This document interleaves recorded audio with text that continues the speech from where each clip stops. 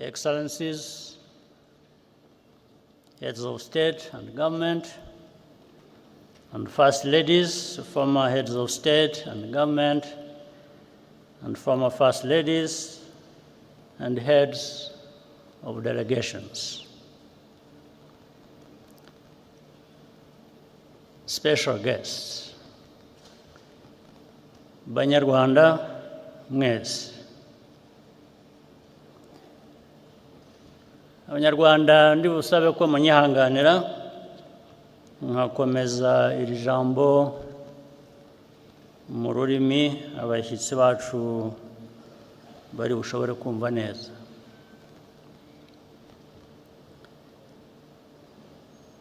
Today,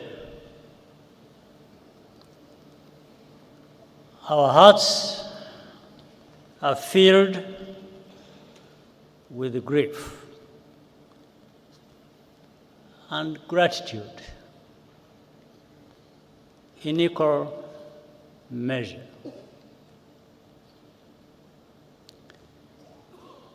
We remember our dead and are also grateful for what Rwanda has become. To the survivors among us,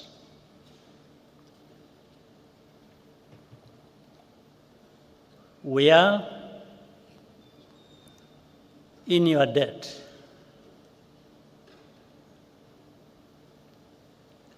We asked you to do the impossible by carrying the burden of reconciliation on your shoulders, and you continue to do so, continue to do the impossible for our nation every single day, and we thank you.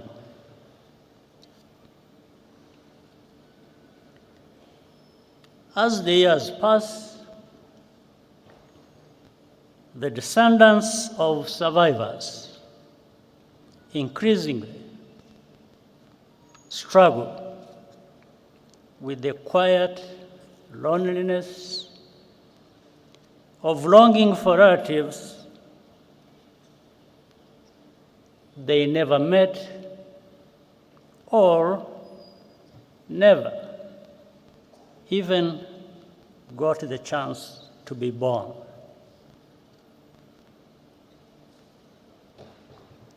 Today, we are thinking of you as well. Our tears flow inward, but we carry on as a family. Countless Rwandans also resisted the call to genocide. Some paid the ultimate price for that courage, and we honor their memory. Our journey has been long and tough. Rwanda was completely humbled by the magnitude of our loss. And the lessons we learned are engraved in blood.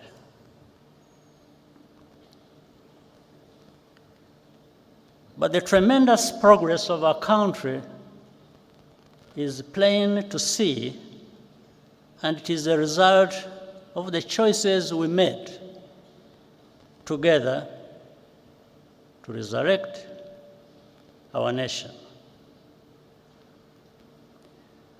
The foundation of everything is unity.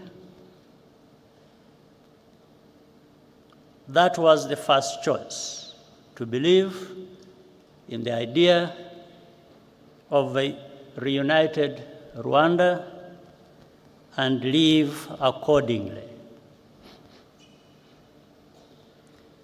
The second choice was to reverse the error of accountability, which he used to point outwards beyond our borders. Now, we are accountable to each other, above all. Most importantly, we chose to think beyond the horizon of tragedy and become a people with a future. Today, we also feel a particular gratitude to all the friends and representatives here with us from around the world. We are deeply honored by your presence alongside us on this very heavy day.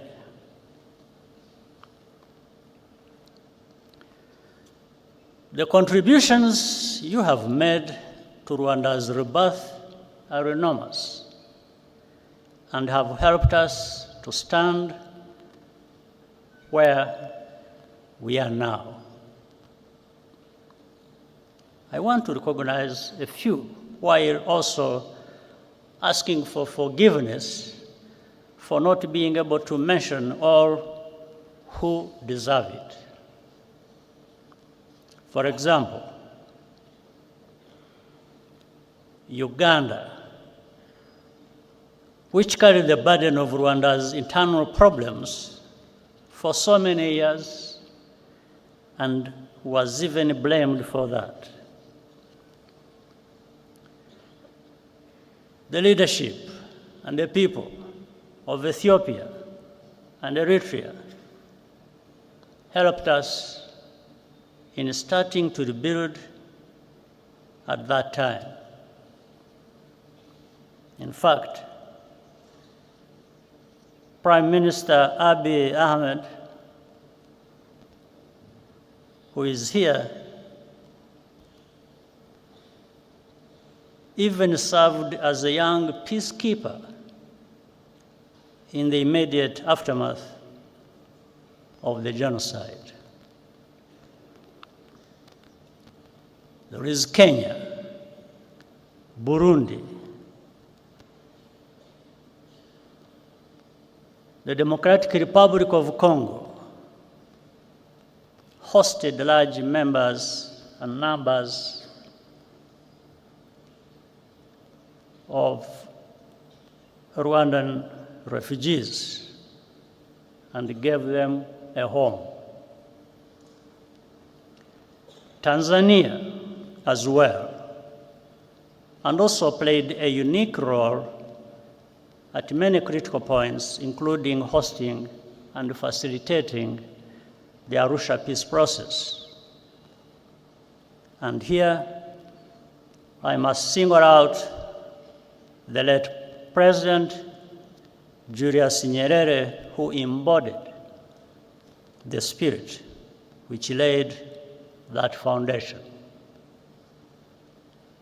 The Republic of Congo has been a productive partner in rebuilding and more.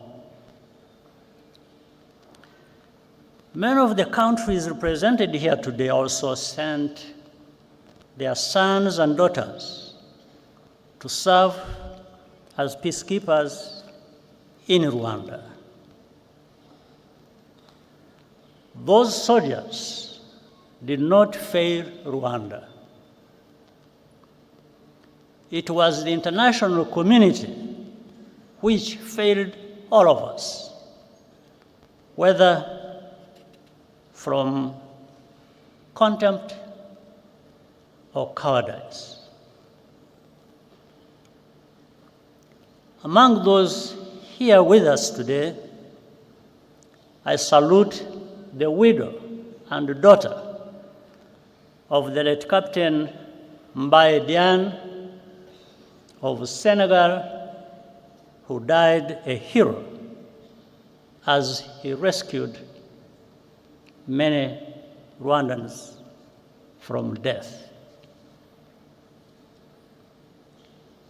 At the United Nations Security Council in 1994, moral clarity came from Nigeria, the Czech Republic, and even as far away as New Zealand.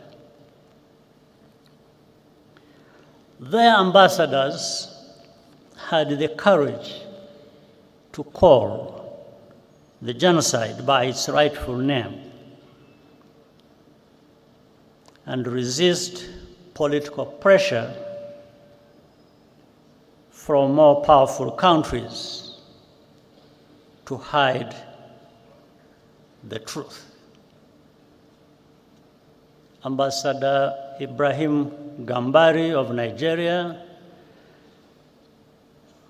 and Czech Ambassador Karol Kovenda are here with us today, and we applaud you.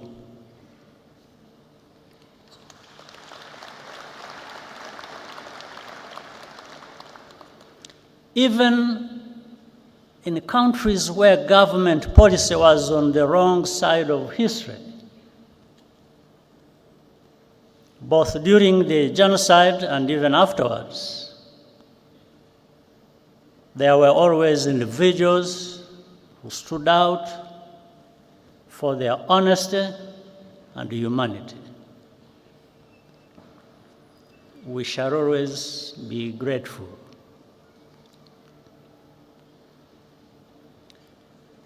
We also appreciate the tangible support we have received from partners beyond our continent over the past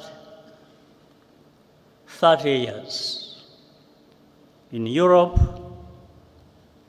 the United States, Asia, and many international organizations and philanthropies.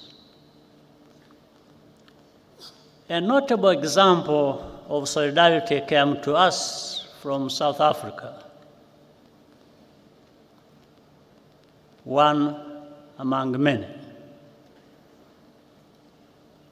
Indeed, the entire arc of our continent's hopes and agonies could be seen in those few months of 1994. As South Africa ended apartheid and elected Nelson Mandela president, in Rwanda, the last genocide of the 20th century was being carried out. The new South Africa paid for Cuban doctors to help rebuild our shattered health system and opened up its universities to Rwandan students, paying only local fees. Among the hundreds of students who benefited from South Africa's generosity, some were orphaned survivors, others were the children of perpetrators,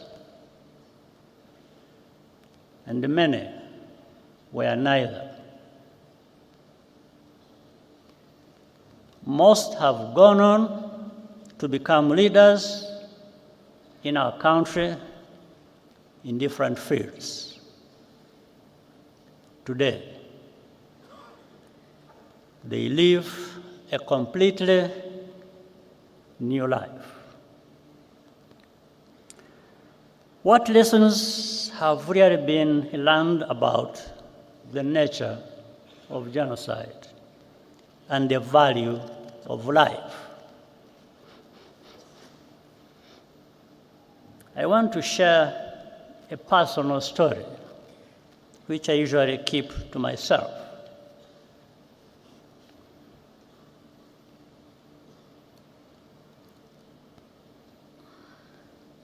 My cousin in fact, a sister, Florence,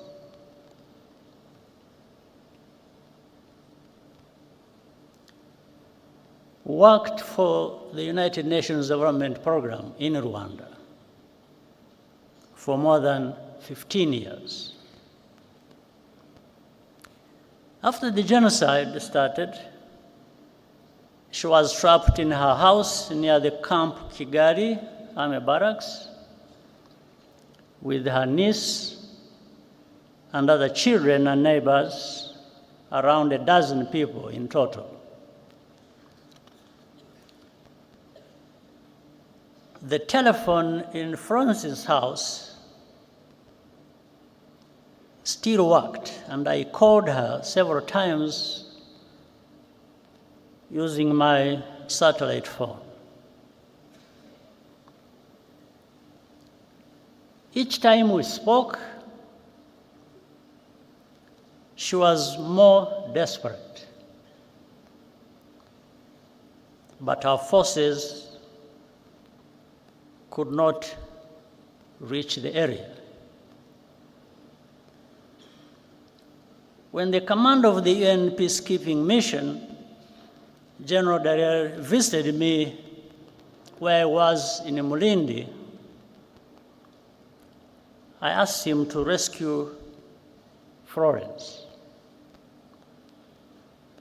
He said he would try.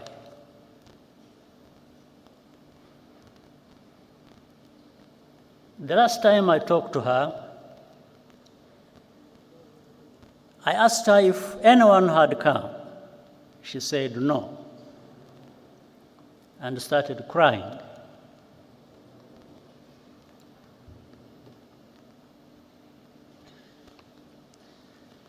Then she said, "Paul, you should stop trying to save us. We don't want to live anymore anyway."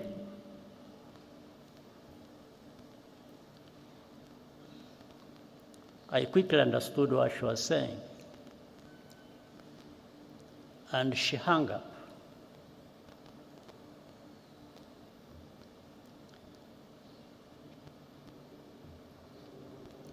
At that time, I had a very strong heart, but it weakened a bit because I understood what she was trying to tell me.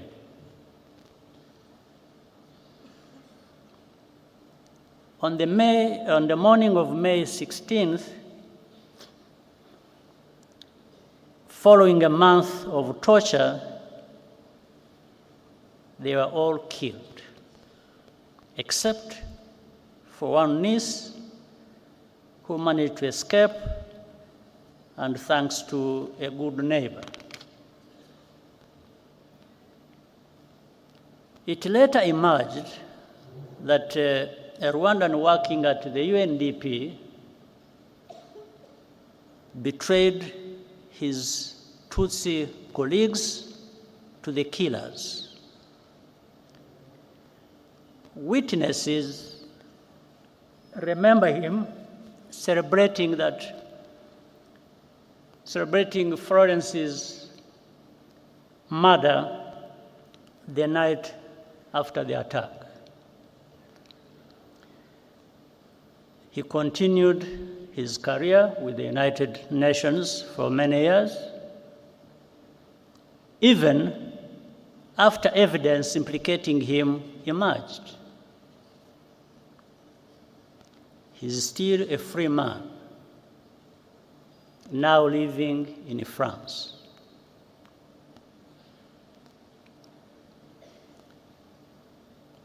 I asked General Dallaire what happened.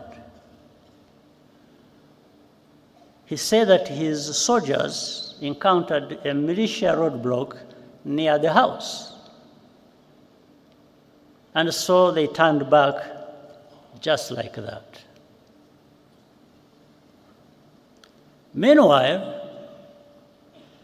he conveyed to me an order from the United States ambassador to protect diplomats and foreign civilians evacuating from or by road to Burundi from attack by the militias. These two things happened at the same time. I do not need to be instructed to do something that goes without saying. That's what I was going to do.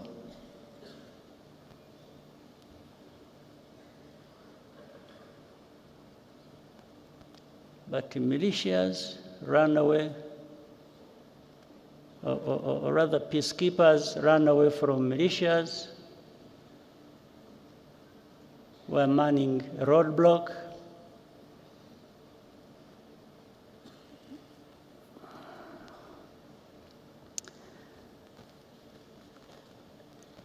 I do not blame General Dallaire. He's a good man who did the best that could be done in the worst conditions imaginable, and who has consistently borne witness to the truth despite the personal cost.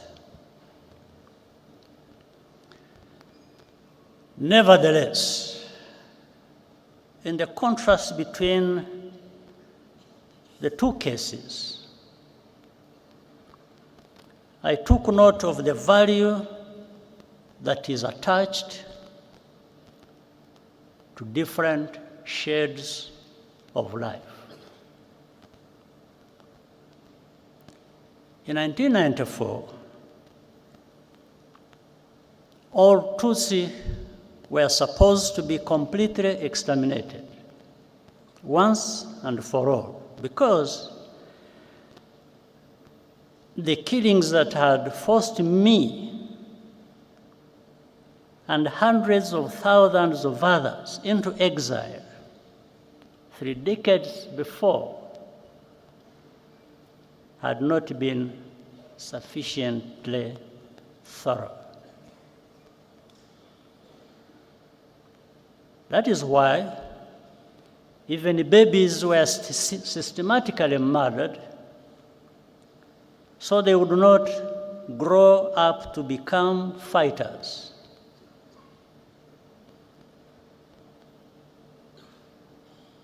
Rwandans will never understand why any country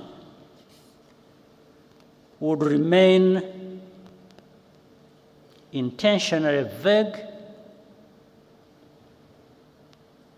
about who was targeted in the genocide. I don't understand it. Such ambiguity is in fact a form of denial which is a crime in and of itself, and Rwanda will always challenge it.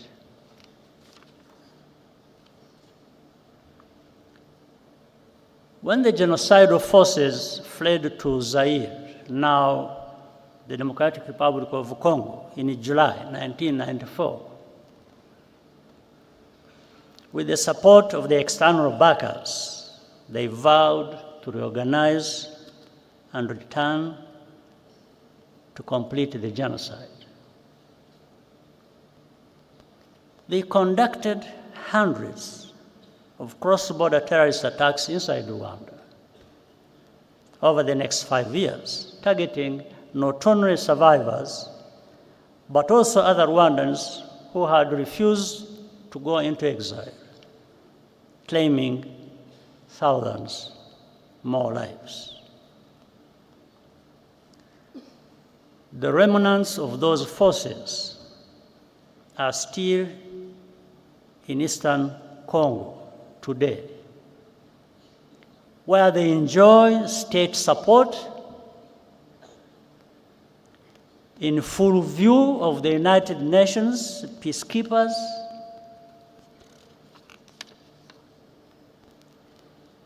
their objectives have not changed. And the only reason this group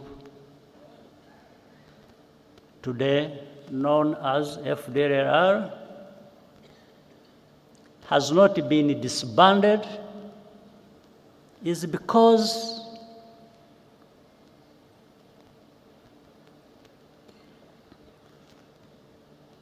their continued existence serves some unspoken interest.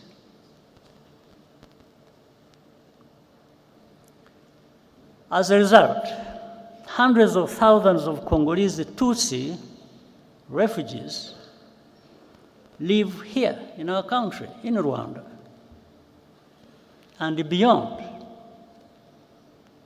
completely forgotten, and no program of action for their safe return. Have we really learned any lessons?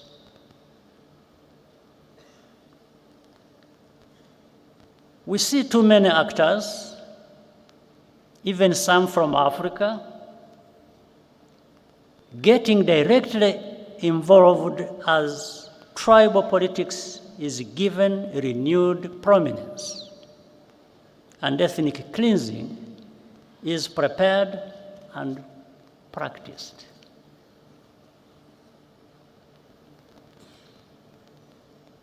What has happened to us? Is this the Africa we want to live in? Is this the kind of world we want?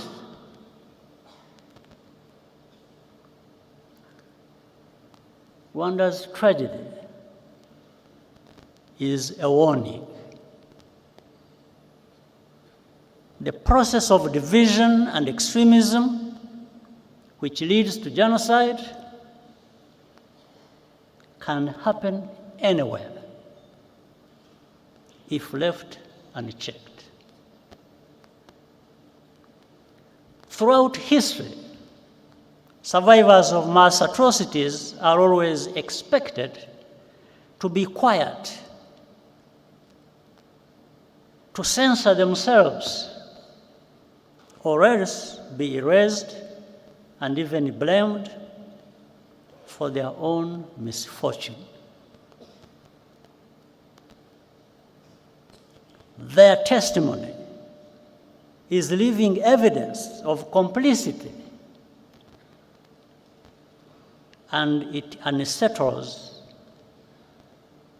the fictions which comfort the enablers and the bystanders. The more Rwanda takes full responsibility for its own safety and dignity, the more intensely the established truth about the genocide is questioned and revised. Over time, in the media controlled by the powerful in the world, in this world, victims are rebranded as villains. And even this very moment of commemoration is derived as a mere political tactic.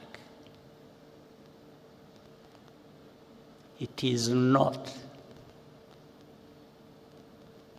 It never has been. Our reaction to such a hypocrisy is pure disgust.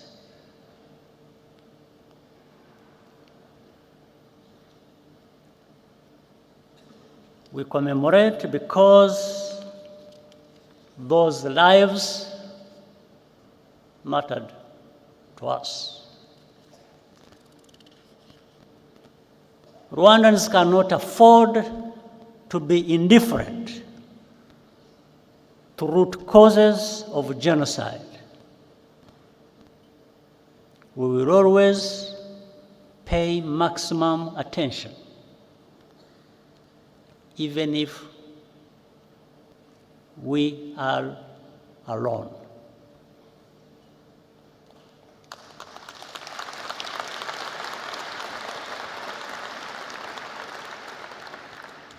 But what we are seeking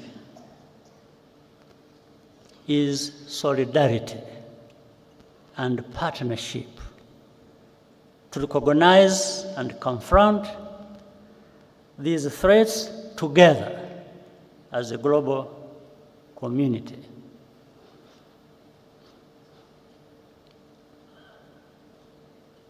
I will tell you another story.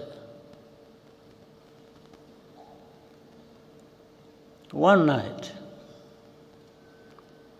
in the later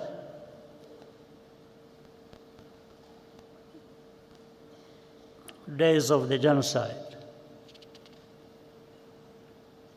I received a surprise visit past midnight from General Dallaire.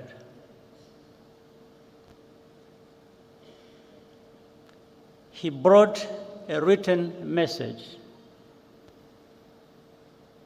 of which I still have a copy from the French general commanding the force that France had just deployed in the western part of our country, that Operation Turquoise.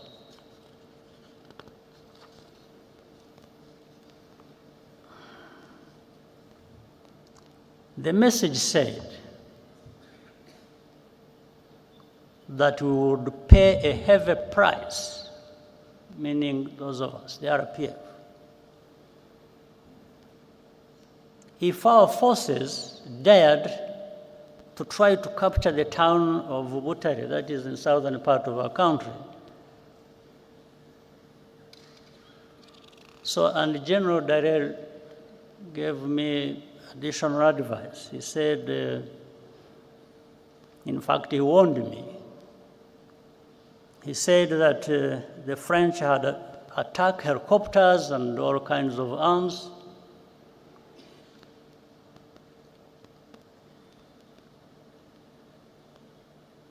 Every kind of heavy weapon you can imagine. And therefore, we are prepared to use them against us if we did not comply.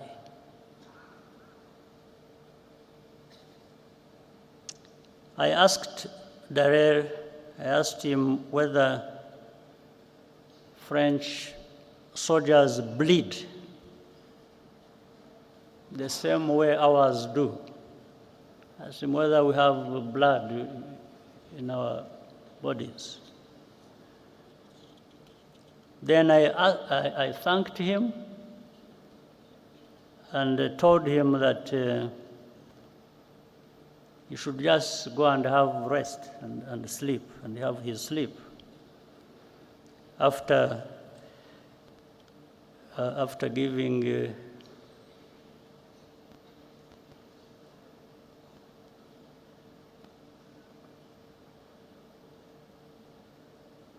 after informing the French that our response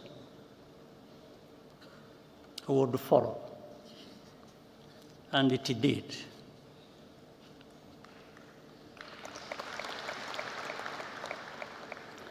I immediately radioed the commander of the forces that were actually in that direction,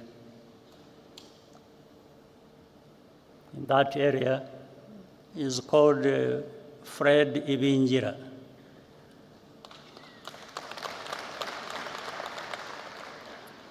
and told him to get ready to move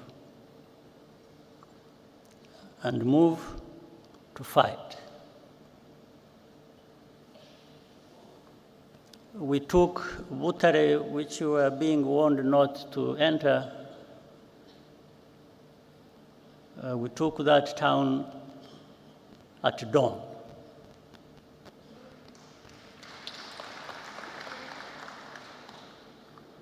Within weeks, the entire country had been secured.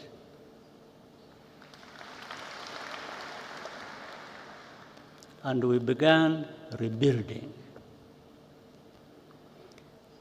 We did not have the kind of arms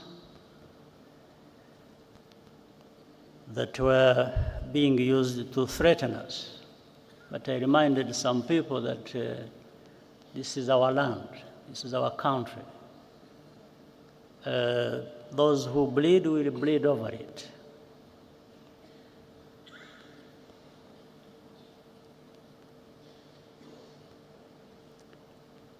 We had lost all fear.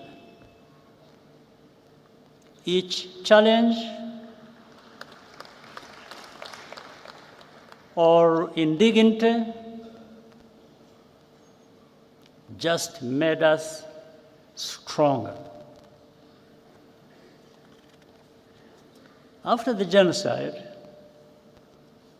we faced the puzzle of how to prevent it from recurring. There were three broad lessons we learned as a result of our experience. First, only we as Rwandans and Africans can give full value to our lives. After all, we cannot ask others to value African lives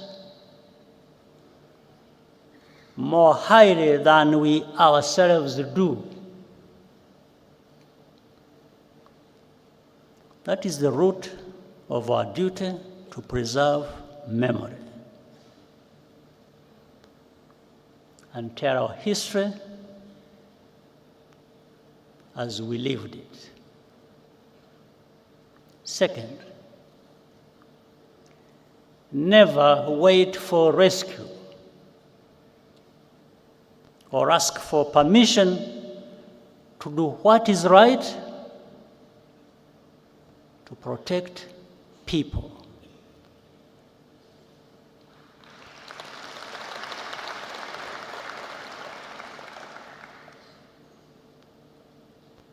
And that's why some people must be joking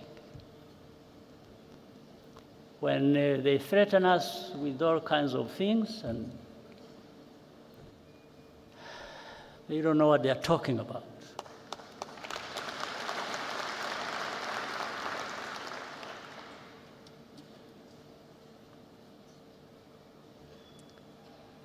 But in any case, that's why Rwanda participates proudly in peacekeeping operations today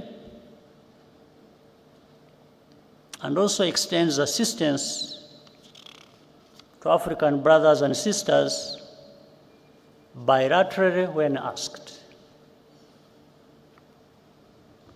Third,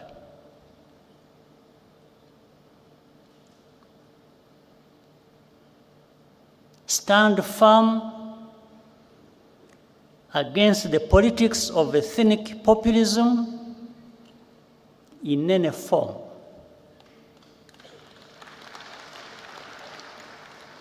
Genocide is populism in its purified form, because the causes are political. The remedies must be as well.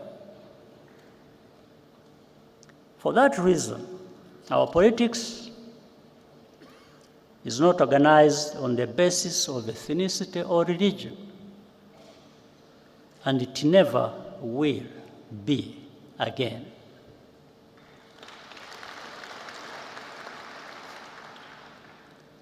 The life of my generation has been a recurring cycle of genocidal violence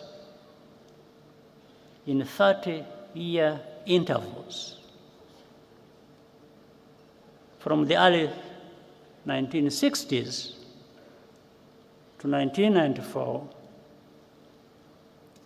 to the signs we see in our region today in 2024. Only a new generation of young people have the ability to renew and redeem a nation after genocide.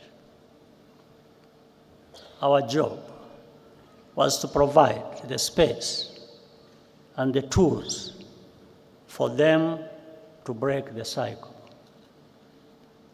And they have. What gives us hope and confidence are the children we saw in the performance area, or the youth who created the tradition of Walk to Remember that will occur later today. Nearly 3/4 of Rwandans today are under age 35. They either have no memory of the genocide or were not yet born. Our youth are the guardians of our future.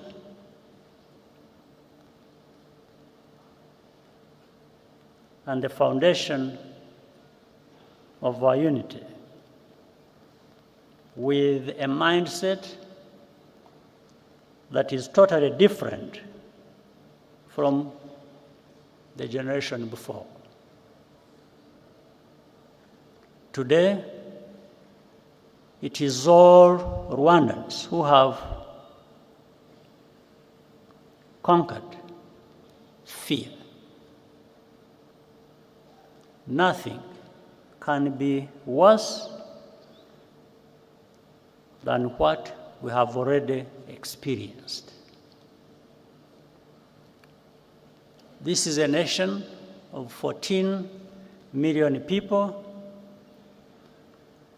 who are ready to confront any attempt to take us backwards.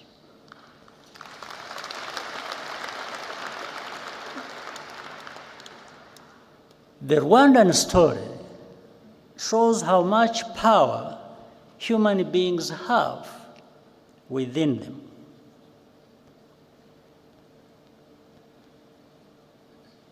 Whatever power you do have, you might as well use it to tell the truth and do what is right.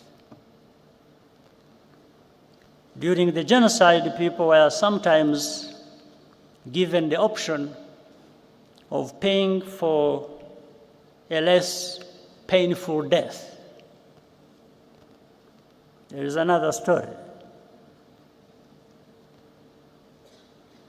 I learned about at the time, which always sticks in my mind, about a woman at a roadblock in her final moments. She left us a lesson that even every African should live by. Every African should live by this lesson. When asked by the killers how she wanted to die, she looked them in the eye and spit in their face.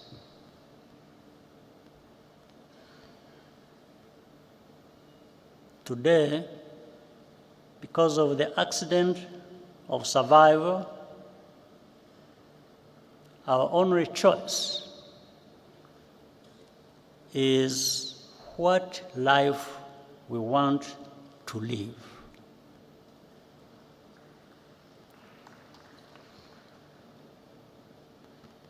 Our people will never, and I mean never, be left for dead again.